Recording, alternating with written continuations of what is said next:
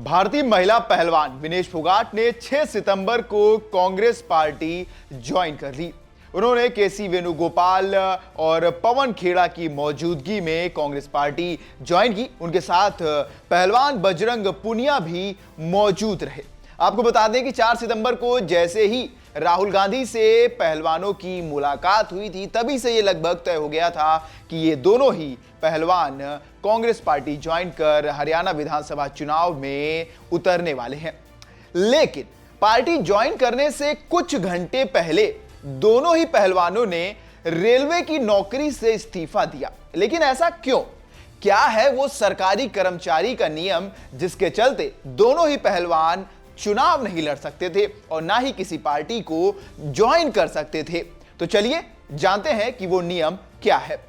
इससे पहले आपको बता दें कि विनेश फोगाट खेल कोटा से नॉर्दर्न रेलवे में ओएसडी पद पर तैनात थी और उन्होंने इस्तीफा देते हुए लिखा, भारतीय रेलवे की सेवा करना एक यादगार और गौरवपूर्ण समय रहा। अपने जीवन के इस मोड़ पर मैंने खुद को रेलवे सेवा से अलग करने का फैसला किया है। भारतीय रेलवे के सक्षम अधिकारियों को अपना इस्तीफा सौंप दिया है।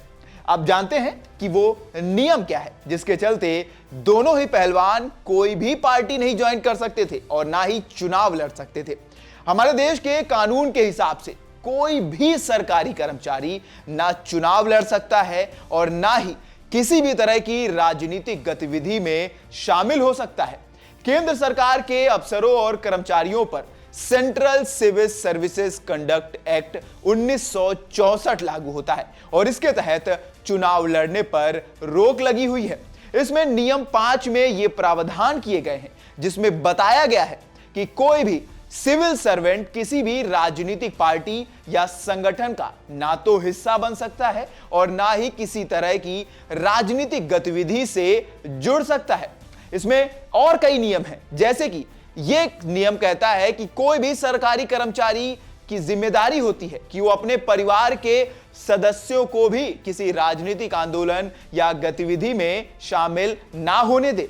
इसके अलावा यहां तक कि कोई भी सरकारी कर्मचारी किसी भी राजनीतिक व्यक्ति के लिए ना तो प्रचार कर सकता है और ना ही अपने पद के प्रभाव का इस्तेमाल करेगा। इसमें आगे के नियम की अगर बात करें तो राजनीतिक रैली में अगर कर्मचारी की ड्यूटी लगती है तो वो ना वहां पर भाषण दे सकता है और ना ही उस राजनीतिक पार्टी के लिए नारे लगा सकता है और यहां तक कि वो कर्मचारी ना तो पार्टी का झंडा अपने हाथ में ले सकता है। तो ये नियम है केंद्र सरकार। अब राज्य सरकार की अगर बात की जाए तो राज्य सरकार के कर्मचारियों पर भी ये सारे नियम लागू होते हैं, यानी कि ये कर्मचारी चुनाव लड़ने राजनीतिक गतिविधि में शामिल हो नहीं सकते। इन पर पूरी तरह से मनाही है और ये नियम राज्य के सभी सरकारी कर्मचारियों पर लागू होते हैं।